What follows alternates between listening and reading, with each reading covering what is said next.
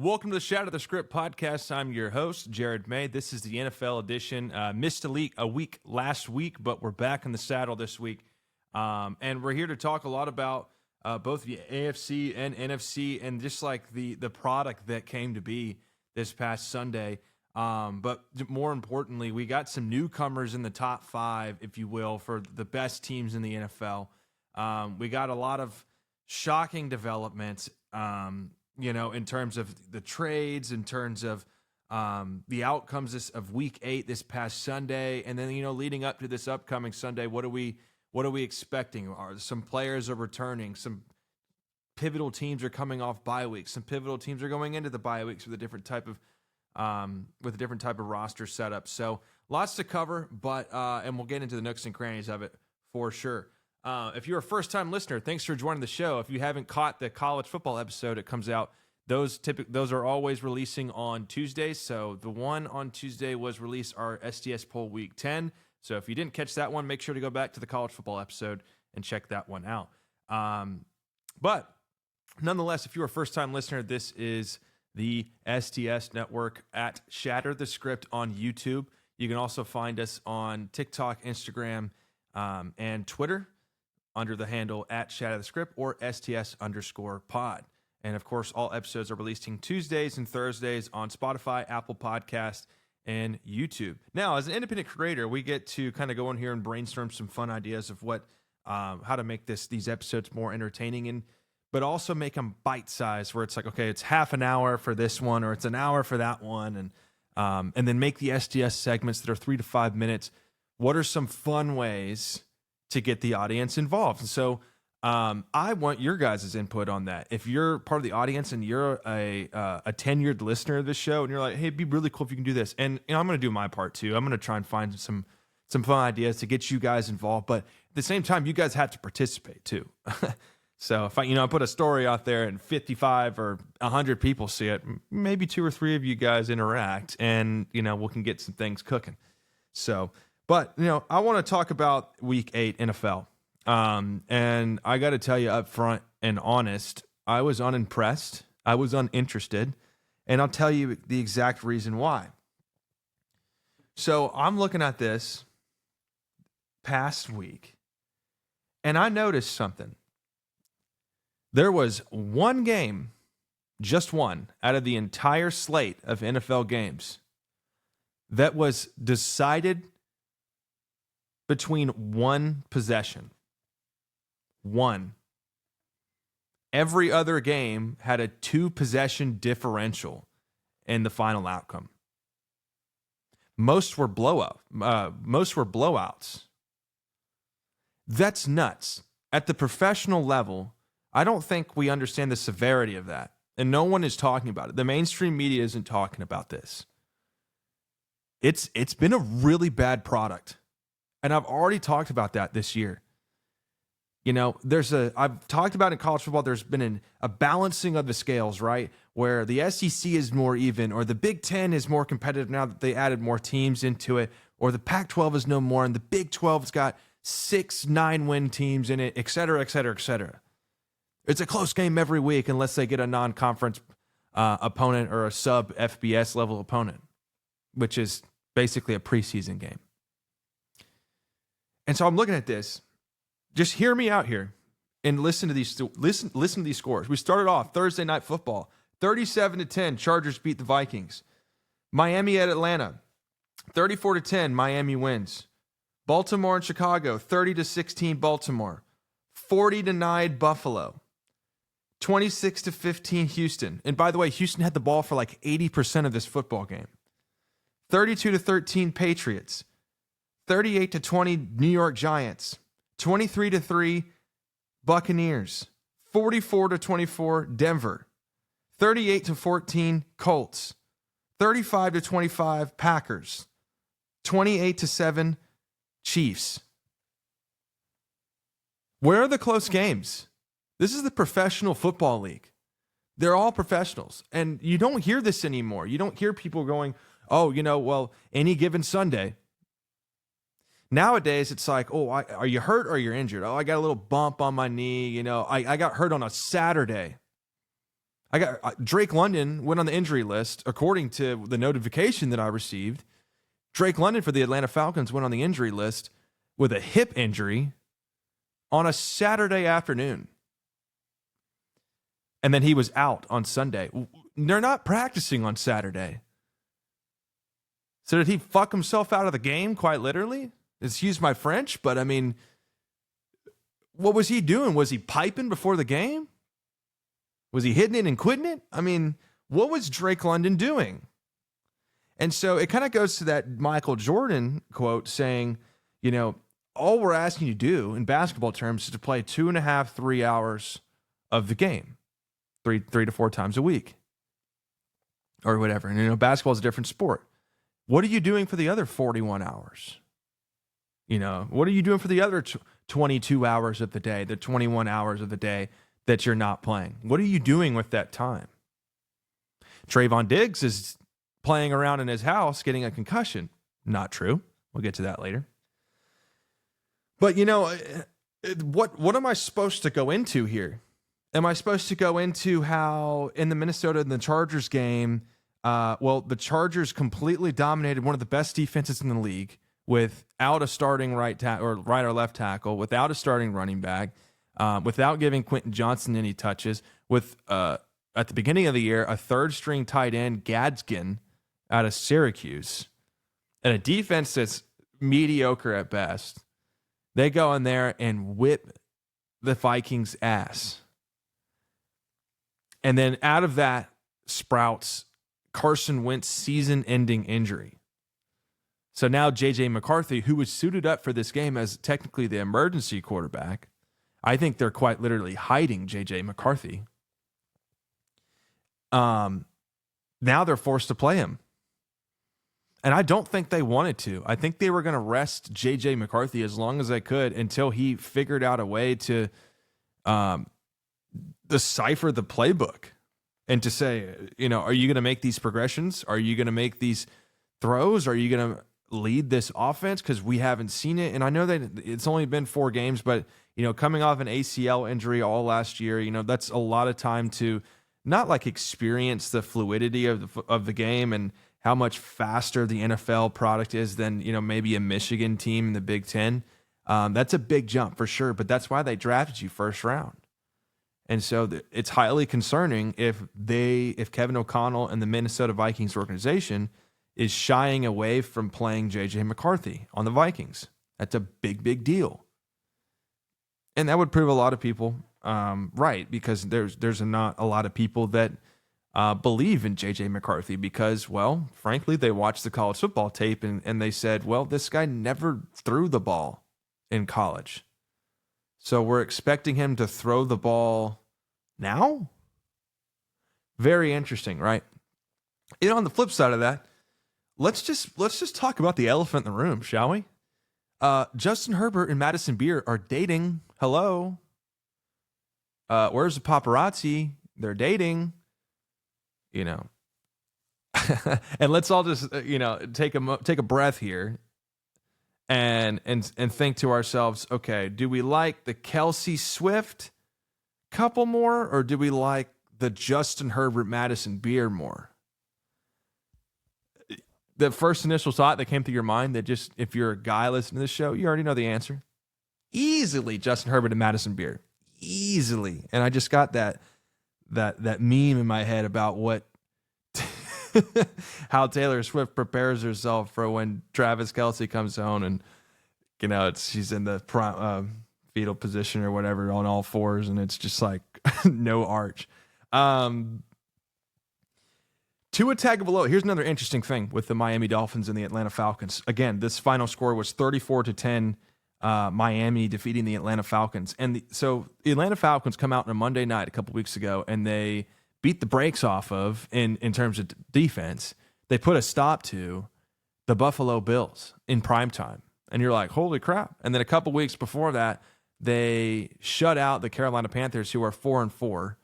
You know, they just lost to the Buffalo Bills 40-9 this week with Andy Dalton. Andy Dalton looked like absolute horseradish, to put it in clean terms. I already cussed a little too much and made too many inappropriate jokes in this episode already, and we're about 10 minutes in. But they are the most inconsistent football team I've seen in a long time for the NFL. How are you supposed to gauge? This is why I haven't made a power ranking. What am I supposed to gauge here? You got the Atlanta Falcons who go out and they beat the Bills, right? And you're like, okay, they're showing some promise. 3-2, coming off a bye, doing that. And then they shat the bed the next week. And then they shit the bed the following week. What am I looking at here? You know, and I watched Kirk Cousins in this game. I know they're missing Michael Penix, but I watched Kirk Cousins here look like a freaking cement statue standing in the pocket. Just unimpressive. Unimpressive. Tua Tagovailoa had like a missing eye. He had like an infection to his eye before the game and showed up, and his left eye is swollen. His dominant eye, that's your shooter's eye, damn it. When you go out there and get your hunting license and shoot out there in left, in East Texas or whatever, that's his shooting eye. He can't look at the damn scope. No, so he goes out there playing the Atlanta Falcons, dices them. 20 for 26, 205 yards, 4 touchdowns, no picks. And we're talking about Tua should lose his job, et cetera, et cetera. And most of that stuff was yards after catch. Most of that stuff was the wide receivers doing the work. And I'm taking that as a fact. I mean, I literally was looking on X and interacted in an email chain, if you will, talking about those specific stats. And it wasn't PFF, it was someone else. And so Miami's probably going to fire their head coach. They're 1 or 2 blowouts away from canning Mike McDaniel, and they absolutely should. They should have stuck with a guy like Brian Flores back in the day. Hindsight's 20/20 on that, but they booted him out the room because he was black or whatever. So there's that.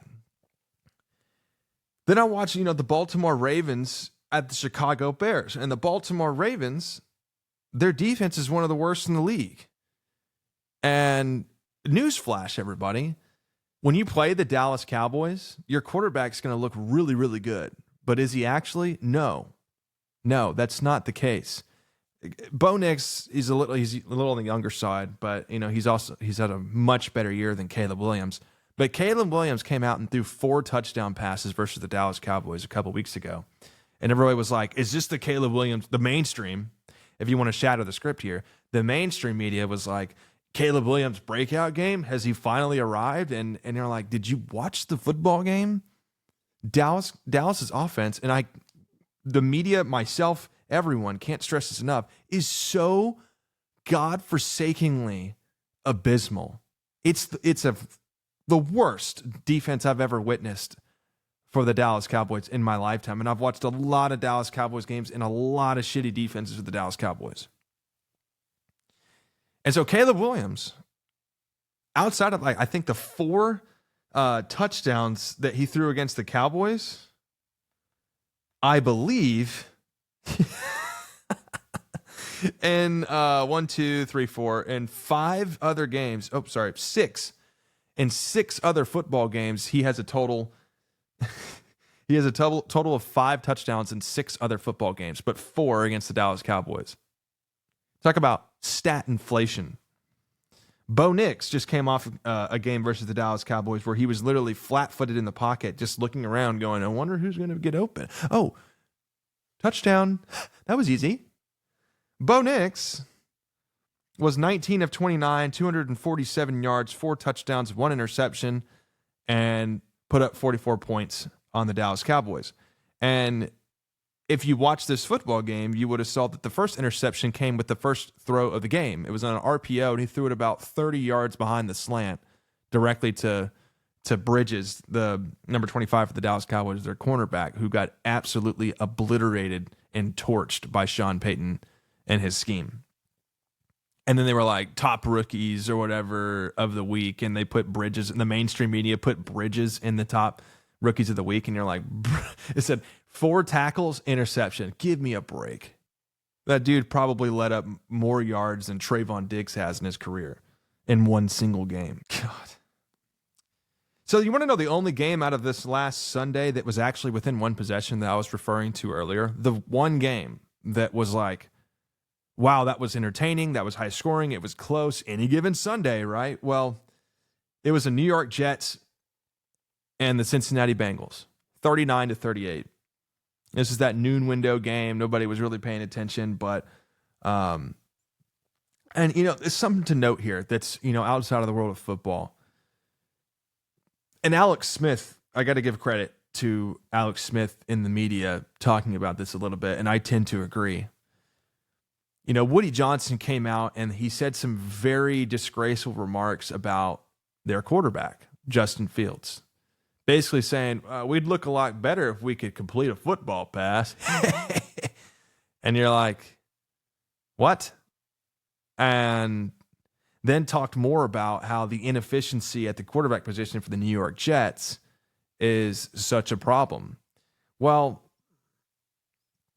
when you get into an organizational role, especially a leadership role within a top-tier organization, and I mean top-tier being just having NFL labeled on your organization.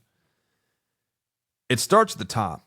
I've talked a lot about this with the Dallas Cowboys and Jerry Jones, right? It's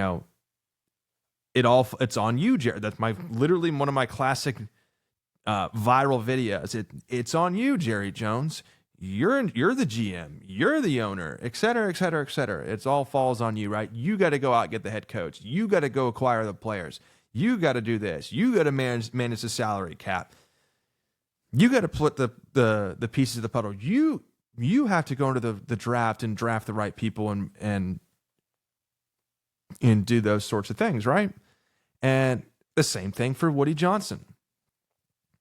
And that is how the New York Jets have been arguably, the most dysfunctional franchise in NFL history over the last 3 decades. I think they have the longest playoff drought in the NFL currently. And, you think back, who have their quarterbacks been? Oh, I got one. Sam Darnold.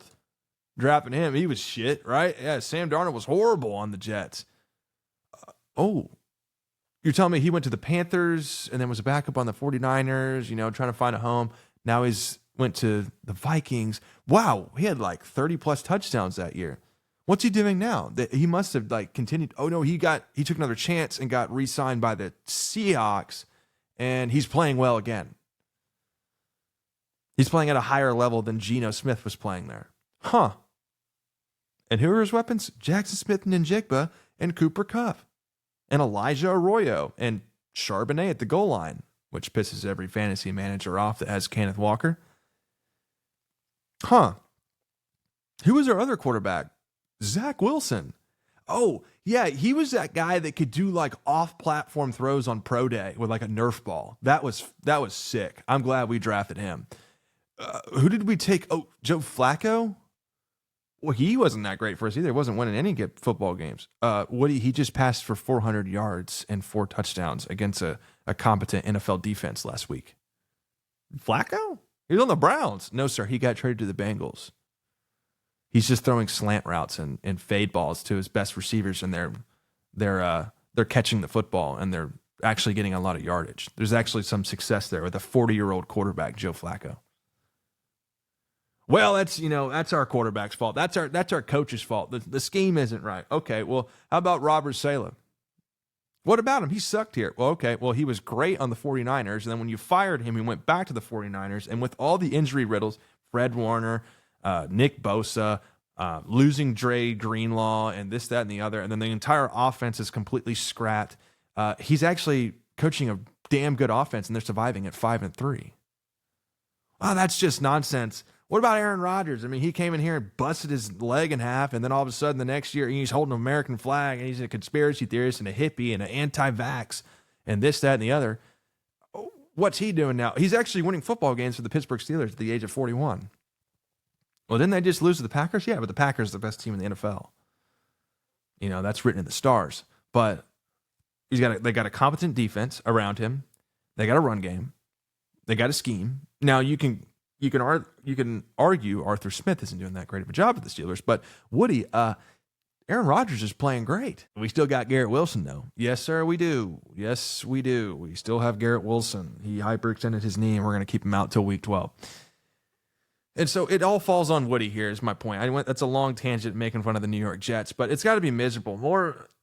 Not more miserable, but just as or just slightly less miserable to being a Dallas Cowboys fan. And those fans for the Jets really hate cheering for their team, but it is so dysfunctional. And so to my point, the grand point here is Justin Fields came out after being disrespected by the owner that he still currently plays and starts for, comes out, and he goes 21 of 32, 244 yards, 1 touchdown, a 2-point conversion, 11 carries for 31 yards, 1 2-point conversion, and 3 rush first downs.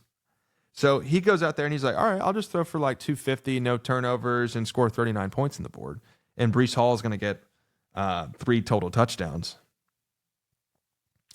And I don't understand what the point of doing that was. I mean, Justin Fields has not thrown an interception so far this year. I know that's like a candy-ass stat line because there's games in here where he played, half the game or missed a game.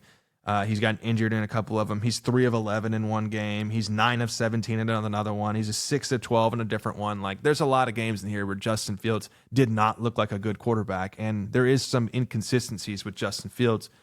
But in terms of a dual threat talent, he's competent. He can get most of the job done. And, if you put the right scheme around him, if you give him a better player than just Garrett Wilson and Breece Hall, then I'm sure, more success can be arranged. And so I just look at that and I laugh at Woody Johnson's comments and I find them disgraceful. I find them like a rich man's laugh. It's like, oh, what? The peasants are struggling? That must suck. Maybe they should crawl out of their slums and put some deodorant on. Let's just up the profit margin for Gillette at 55%, and that way they're paying $9 for a pair of deodorant. They could stink for weeks. Another inconsistent team that we have no idea how to evaluate is the Houston Texans, because you watch them one week and CJ Stroud gets sacked 15 times, and then the next week he gets sacked 3, and they score 30 points. So that's a little weird. But we're gonna skip over a little bit. Drake May's playing like an MVP. They were a little bit of sellers so far at the trade deadline. They got rid of Kyle Duggar and I think an edge player. I think they want to be buyers for a running back reportedly at the deadline. But in my opinion, if you're the Patriots at 6-2, you should be buying and acquiring, not selling. So a very interesting tactic from Mike Vrabel, but they need to start acquiring some players, and there's probably plenty for sale, and they probably have the capital to do it. So they just need to. I'm a believer in Drake May, so don't let these seasons go to waste when you've got him on a rookie contract. This is your time to squeeze in some good players like the Philadelphia Eagles do. And then real quickly, prayers up for Cam Skattebo. He had a DAC split in his ankle. It was very, very gruesome. I don't recommend looking it up. Second time this week I've had to say that. I said that about Missouri's Pribula, their quarterback. That was bad, man.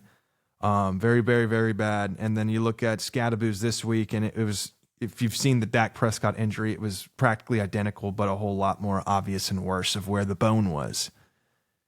And he was although he was like hit or miss with like personality, if you either liked him or you didn't like him, I personally wasn't like a big fan of him. I thought it was a little too much. I thought it was like the kid in 7th grade that wore all the eye black and the sleeves and stuff, and you were like, what is this kid doing? And he's like overhyping, acting like it's the actual Super Bowl. And he grew up to rip jewels and cheat on women and go duck hunting, and you're like, all right. But Cam Skattebo at the same time was a dynamic duo for the New York Giants, and I don't know the guy personally. It was just like jokes and speculation, and really wish him the best, and like prayers out to him. Of course, there's the power of prayer is a big thing. I am a big believer in that. He's somebody that has a very bright future in the NFL. I mean, he is a powerhouse, bell cow running back, bouncing off tacklers. I mean, he was probably on pace for 15 plus touchdowns on the year. Jackson Dart and him going hand in hand. Dart was heavily affected by the injury because he saw it firsthand.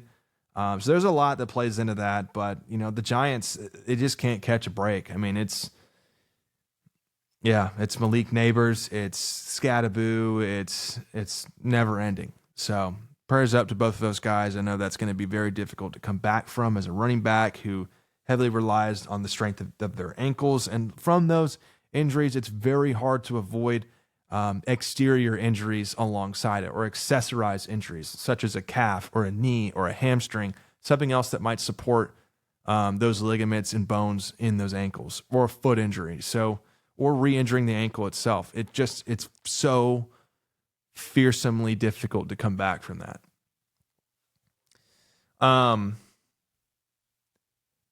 I do need to talk about the Dallas Cowboys before I'm probably going to do that last. But I think we need to highlight the Indianapolis Colts and Daniel Jones before I get to that. They're 7-1. They have the best record in football, just in front of the Green Bay Packers, who are now, I believe, either 5-1-1 or 6-1-1 after beating the Steelers on Sunday Night Football. And what's interesting to me about the Colts is that they, to my knowledge, I don't think they've been in a single primetime game. I don't know if they've played. I'm sure they have, but I have not been able to watch locally, or maybe bits and pieces through NFL Red Zone, but I have not been able to watch any of their games.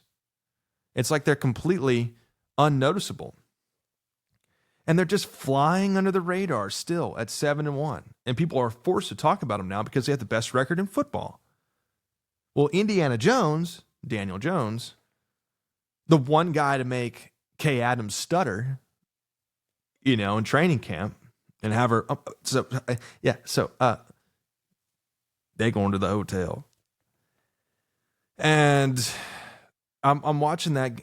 I'm watching what I can watch from the Indianapolis Colts, and I see Jonathan Taylor being an absolute freaking beast. I mean, this is like, listen to this stat line. The past 3 weeks. You know what? Let's do it this way. There have been, I think, over 5 or 6 games of the first 8 that they have played where Jonathan Taylor has eclipsed over 100+ scrimmage yards. And in practically the last 4 games, he has scored 9 touchdowns. 9 touchdowns in 4 games for Jonathan Taylor. I mean, and folks, these aren't like 2-yard touchdowns, 3-yard touchdowns. These are gap wedge touchdowns where the Red Sea opens up on the right side from the big boys up front for the Indianapolis Colts. And these are against decent defenses too. And granted, he did this against the Raiders, the Cardinals, and the Titans. And you can throw the Chargers in there too. But 3 out of those 4 teams, those are bad football teams. The Raiders are terrible. The Arizona Cardinals are kind of a poverty franchise and a joke, especially without Kyler Murray, who also doesn't care about football. And then, at the same time, Tennessee, I mean, they're blown out every single week. You could solve the national debt problem by putting all your money on Tennessee to cover or to not cover. It's pretty simple. But I'm not going to take away anything from Jonathan Taylor. I mean, he is playing phenomenal. And because of that production on the ground, because of that production from the offensive line, because their wide receivers are healthy. I mean, you got Michael Pittman. That dude always flies under the radar, but he's a very reliable mid-range receiver, meaning, 10 to 15 yards down the sticks, past the sticks. You need a guy to throw the ball to. Pittman's your guy. They got a slot guy and a deep threat in Josh Downs. They've got another big-time the white Michael Gallup, Alec Pierce, from Cincinnati on the outside, running past outside the numbers. You got a second-year rookie in Donnie Mitchell who fumbles in the end zone and costs you, I think, their only L, unless that was a game that the Cardinal guy did it, and then Donnie did it, but then Indianapolis ended up winning. It was something weird. But, you got weapons. And so Daniel Jones, from another dysfunctional franchise originally, now looks like an MVP candidate. He looks like a Jared Goff with a rushing upside ability. And so that's the last point here that I'm trying to make based off of the Indianapolis Colts and some of these other teams is who are the quarterbacks that are kind of leading the charge this year or the last 2-3 years? I would say the last 2 years. Who are the quarterbacks that are leading the charge for the NFL that are playing at the most consistent levels, right? That you wouldn't have expected. Like Baker Mayfield is getting a ton of headlines. He's playing phenomenal. There's not many quarterbacks in the league that have more passing touchdowns than him over the last 2 years. He's been great. 30-plus touchdowns, I think, over the last 2 seasons. I mean, he is just balling out. Additionally, you have Sam Darnold, who I talked about earlier, had 30-plus touchdowns for the Vikings last year. This year, he's playing well for the Seattle Seahawks. I think they're in first or second place in their division. And then tertiarily, you've got Daniel Jones. 5 or 6 years for the New York Giants, playing like crap, being sacked in an instant. And I got to give credit to my best friend, Hunter. He used to be on the show, and he used to talk about hey, I think, and this was off the record, but he used to talk all the time. He used to laugh at him that Daniel Jones would be a competent, good quarterback on a good team. And granted, most NFL quarterbacks that are drafted in the first round, dime or dozen, right? You got to pick and choose. You using the eye test. If they had a better roster, of course they're going to play well. But that kind of came into fruition. We got to see it in real action. The Indianapolis Colts, a sufficient offensive line, an outstanding running back, possibly the best running back in the league, a great receiving core, above average defense, a young-minded, aggressive head coach. Yeah, Daniel Jones looks a whole lot better, but those 3 quarterbacks were written off years ago. Baker's done. He came from what? A dysfunctional franchise, the Cleveland Browns. Sam Darnold came from what? A dysfunctional franchise, the New York Jets. Daniel Jones came from what? Yes, a dysfunctional franchise with the New York Giants. Where are they now? Away from those teams. What are they doing now? Succeeding. And it goes back to the Geno Smith thing, who also came from the New York Jets, saying, I ain't right back yet. They wrote me off. I ain't right back yet. And that's real. That's real, folks. And damn it, that's bringing tears to daddy's eyes. But look here, last thing here with the Dallas Cowboys. I always got to talk about the Dallas Cowboys when we're talking NFL, as bad as I really don't want to because they piss me the fuck off. But the Dallas Cowboys, it's glaringly obvious to me what you have to do. Glaringly. And one can look at the defense and say, okay, they're the worst in pass defense. They're the worst in total yards given up. They're the worst in points per game. They're the worst in a lot of categories. And to be honest with you, the medical guy talked a lot about this off the record in our group chat when we're watching the game, and just kind of mentioning how much of a fireable offense Eberflus has encountered over the past 2-3 weeks. I mean, you had an abysmal offense like the Chicago Bears go in and put up 40 points on you. You had the Denver Broncos, whose offense is mid-tier. It's not some top-tier offense. It's not. Go look. Bo Nix was kind of having a sophomore slump. And they put up 44. You couldn't stop them. I mean, you're asking Dak Prescott to score 27 points in a half. In the first half.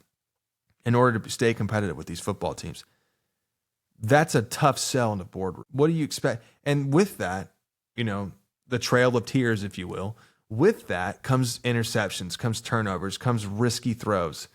It comes desperation mode, garbage time, right? Trying to make a play, coach. And, Dak's not the type of person that'll care about stats and, this, that, or the other.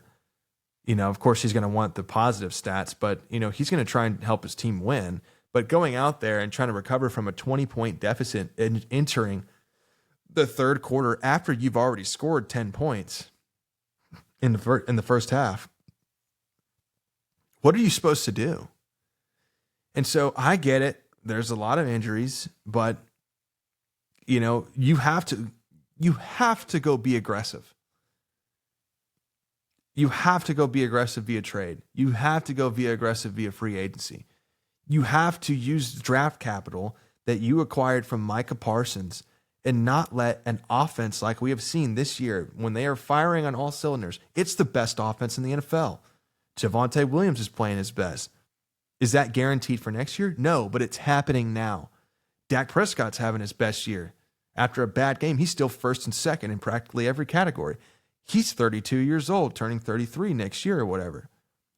Is this same performance guaranteed next year? No, he's had been injury riddled his practically half of his career due to that ankle snap and due to this, that, the other.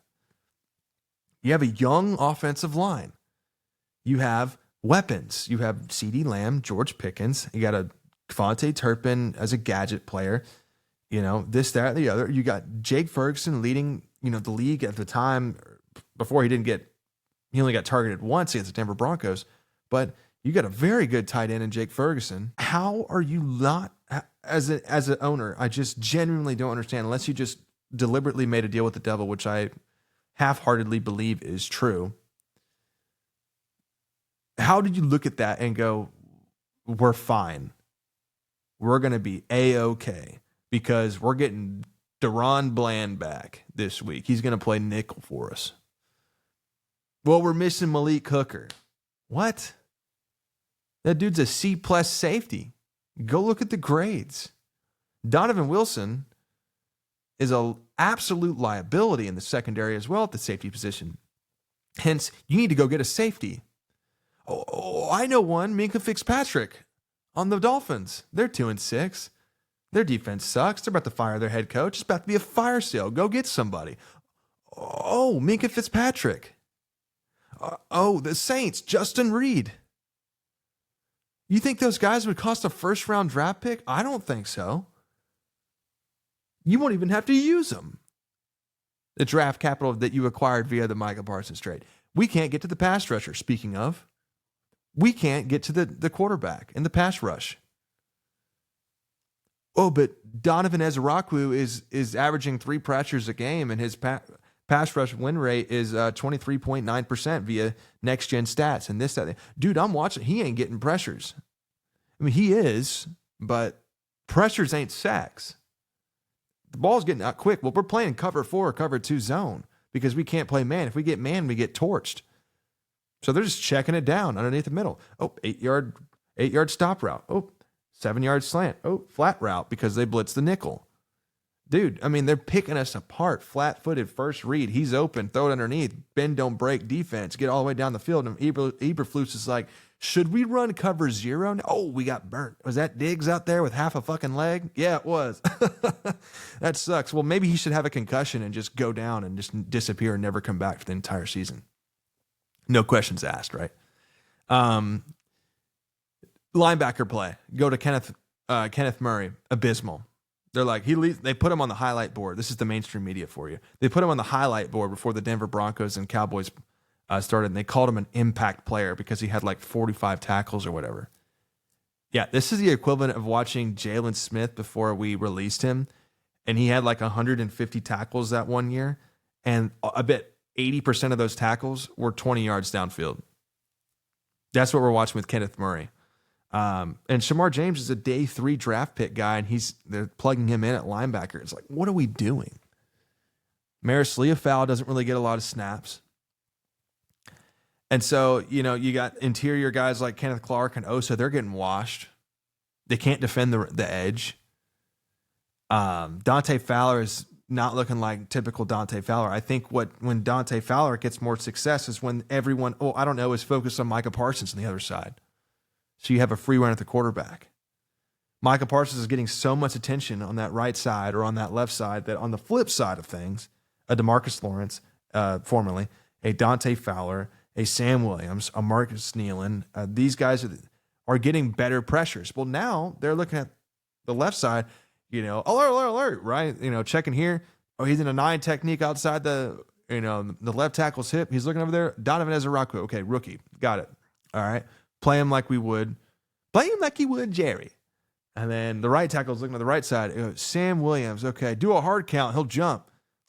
Marcus Nealon, he's playing inside the tackle. I'm assuming they're going to do some type of stunt because he's going to go inside. He's more of a bigger type defender. It's just all this junk. It's a bunch of junk.